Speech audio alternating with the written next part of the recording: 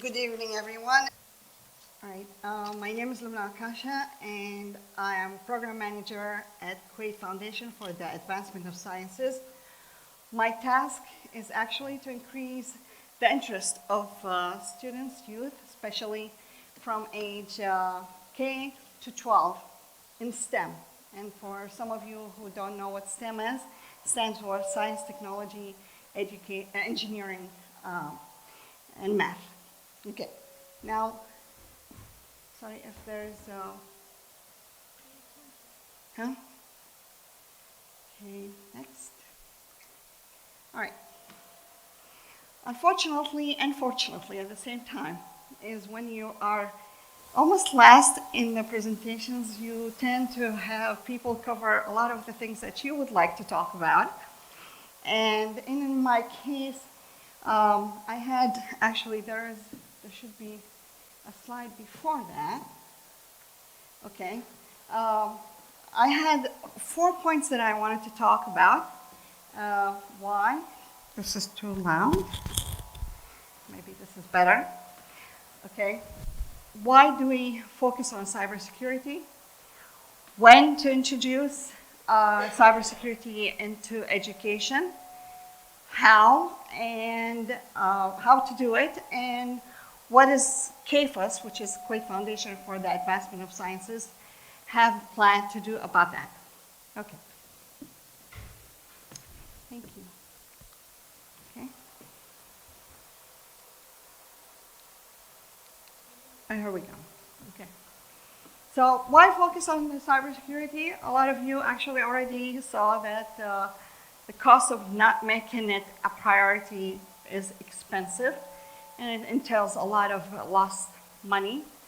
And the value that we have now in Internet of Things, and I don't know why we have this happening, okay? And the job market. So I'm going to talk about these briefly because you've already seen a lot of this already. Okay, cost of not making it a priority. As you can see that it's cost a lot of money, all right? $4 billion is what cost Equifax. How many of you know what Equifax is?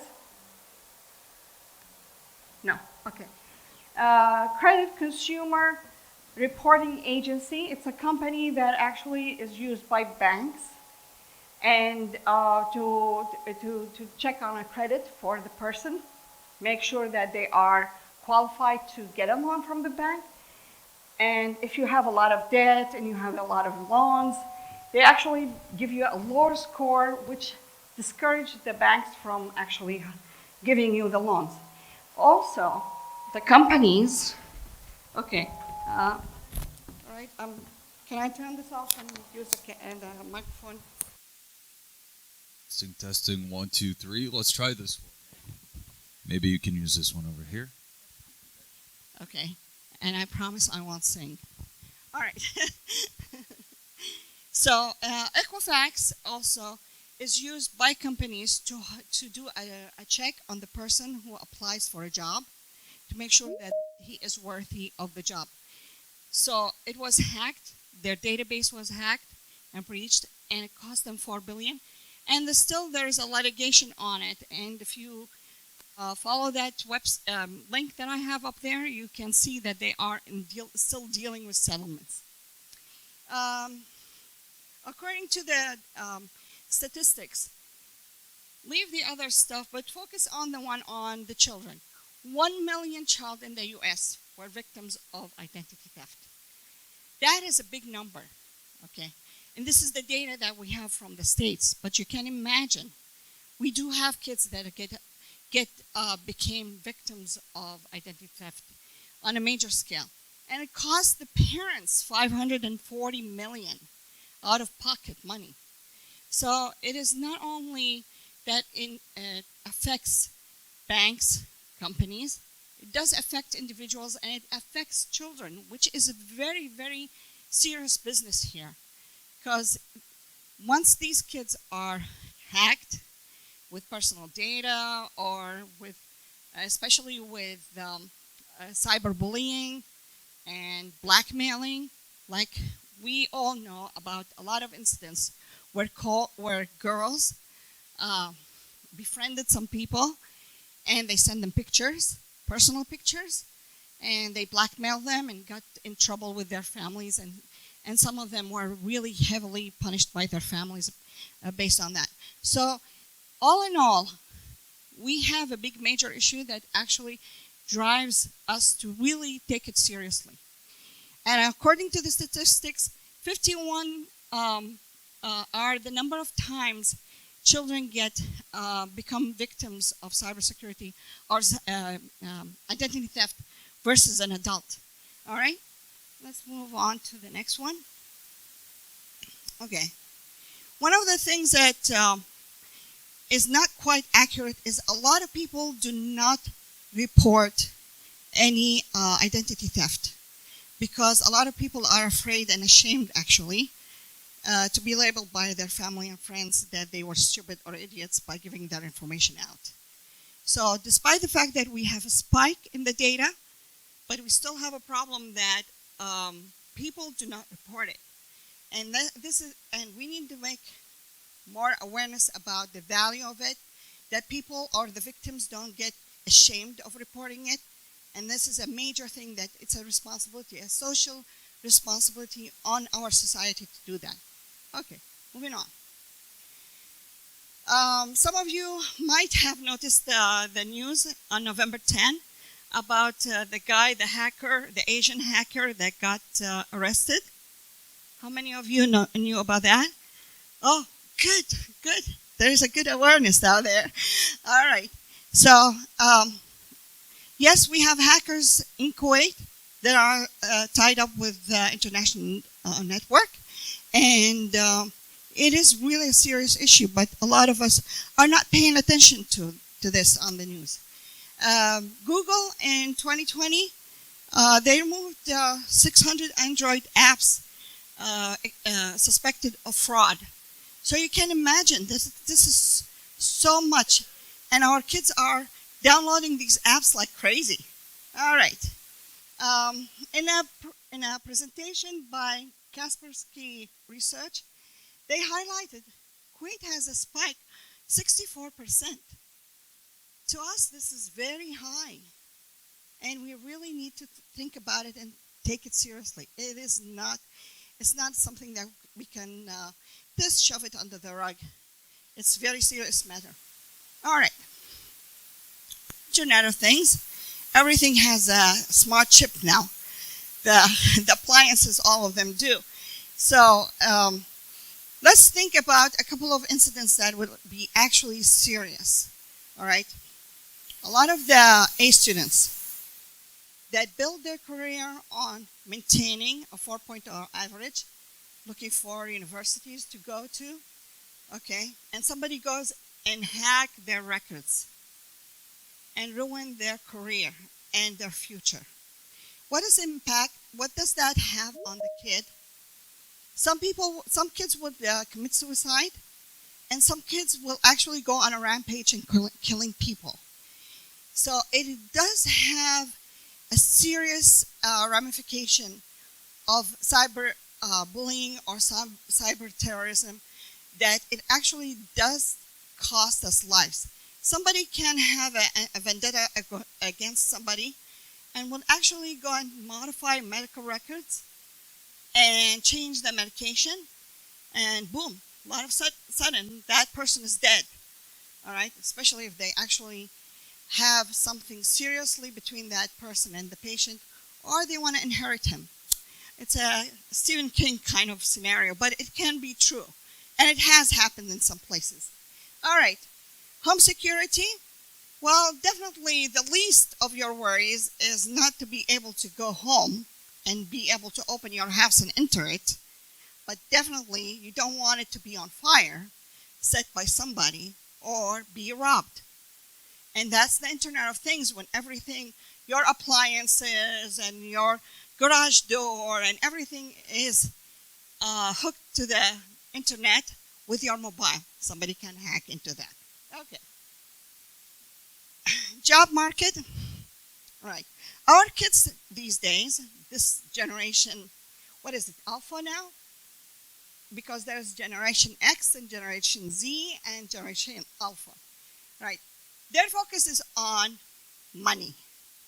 They want to be idols, they want to be celebrities, they want to be fashionistas, because their focus is on money, all right? How can we get them interested? By showing them that there is money to be made as a cybersecurity architect, software engineer, things in that field, because there is a big demand for it. And point out that he will make a lot of money. His salary will be very high. And that would be an incentive for them to actually pursue that career. Enough with medical school, please. Enough. Pretty much every child in Kuwait wants to go into medical school. Mind you, the robots and AI is coming to actually evaluate the patient and prescribe medication. All right. When to introduce cybersecurity? All right. I'm going to give you 3 points. All right. This is not a complete list, but 3 things. If the answer to one of them is yes, you need to address this issue with the child now. How many of you have children or nephews or nieces 2 years and a half and above? 2.5. Okay. 4 and 5? 6 and 7? All right. Okay. Now, if the child can play video games on an internet connected device, yes. If the child can download apps, then the answer is yes. If the child can answer a call on mobile or chat apps, the answer is yes. And we're not talking about, well, honey, don't give them the information, be aware. No, you actually sit down and work the details of it. In the States, they used to have the Stranger Danger program. Does anyone know about the Stranger Danger? Okay, very few people. Okay, Stranger Danger program is designed to tell the little kids, the age of 3 and 4, not to talk to strangers and not to take candy from strangers. Well, guess what? The candy now is free games, free video games. The candy now is brand gifts through cyber chat. Okay, they chat with the kid, they give them information with the promise that they will give them brand gifts. This is not what it used to be. It's not barui mal gabo. All right? Okay. So, the answer yes to all 3, then you have to introduce it now. All right. How? This is not something that can be done with one person. This is a society. You know the definition of you need a whole village to raise up a child? Okay? We need the whole country to raise up the awareness, to protect it. And that goes, worldwide. It's not just Kuwait. But for us, because we are a small community, we actually can do that. Okay? Like, we don't have 50 states to worry about. We only have Kuwait. All right? And we're good. All right. So the parents, that's the first line of defense. The parents have to do their homework. They have to take the measures of protecting the kids.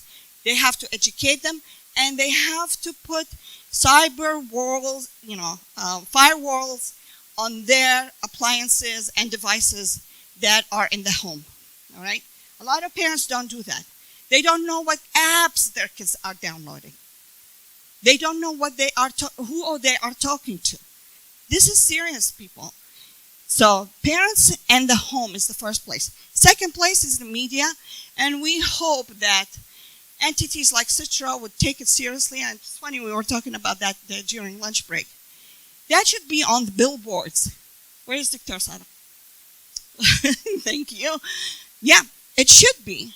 We're tired of seeing ads for McDonald's and Burger Kings and Kentucky Fried Chicken, and our kids are obese and have diabetes. So not to be sued by these companies, but the whole idea is that we need to make the awareness so clear to the people that they see it, they wake up with it, they sleep with it, because that's the only way that actually going to take it seriously. Schools. Oh, dear God. I love the presentation that was before. See how seriously people are taking it other countries? You start at a very early age. That's where we start. You know, remember, one of the things that when we were kids, all right, one of the fundamental things, the Islamic thing, okay, is the prayer, right? You teach the prayer from a younger age. You don't hit them on it. You don't punish them. But to instill in them the value of it. Same thing with the fasting. Why do we do this? We make them practice and practice and practice. Because once we have them embedded in them, they automatically will do it. So why not start at an early age by telling them, we don't share information with strangers. We have to make sure that mommy and daddy approves the apps that you download. Let us know who you're talking to and be aware of freebies. Nothing for free that doesn't have any implications attached to it. All right? Okay. So far interested or is... Okay, good. Hopefully there were extra things then from the other, different from the other presentations. All right. What KFAS is going to do? All right. Since I told you my program is very focused on increasing the knowledge in science, technology, engineering, and math, this is a very major area that we're going to focus on. We started with the programming and the coding, and we sponsored a lot of the courses in that for the kids, starting from age 8 all the way to 18. And you should see these little kids, 9 years old. He talks about programming as if he'd done it 10 years, more than his age. Anyway, so we're going to sponsor programs that actually focus on cybersecurity and break it down into the different age groups. Because when you are dealing with elementary, it's different than when you're dealing with middle school, different when you're dealing with high school. But the focus will be, we have to make them aware of cyberbullying, the impact of cyber blackmailing, all these things, and the ramifications, the legal ramifications to it. Where's Dr. Fawaz? the law part of it. It's very important that the high schooler understand if he hacks into a system or National Bank of Kuwait, that he will be, the Central Bank of Kuwait, that he will be in big trouble. They need to know that. It is not fun to steal money.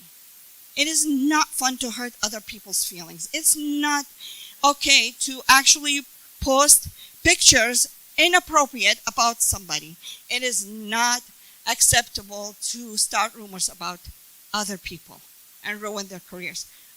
That is something that we have to work on. Okay, next is work on various entities like Ministry of Education to actually incorporate these programs within the school curriculum.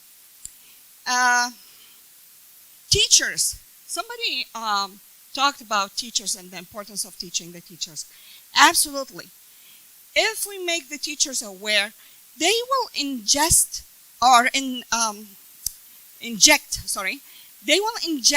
the classes with these things because they will remember it and they will pass it on. And the kids usually are accepting of what the teachers tell them. Okay, so if the teacher talked about it, they will go home and even bring it up and talk about it to their parents. So teachers training and workshops for them is one of the things that we can take as a responsibility for us. And last but not least, since there are certain groups of the society that we cannot reach, we actually co-fund events and workshops at the NGOs, nonprofit organizations. And this is the last part. And this is actually one of the things that we actually can reach these pockets of society that we couldn't reach otherwise. And with this is my last thing. We talked about the why, the when, the how, and the what. And if you're interested in an update on what's going on in the world and the cyber threats, here's a website that you actually can check out in your spare time. Okay? Thank you for good listening.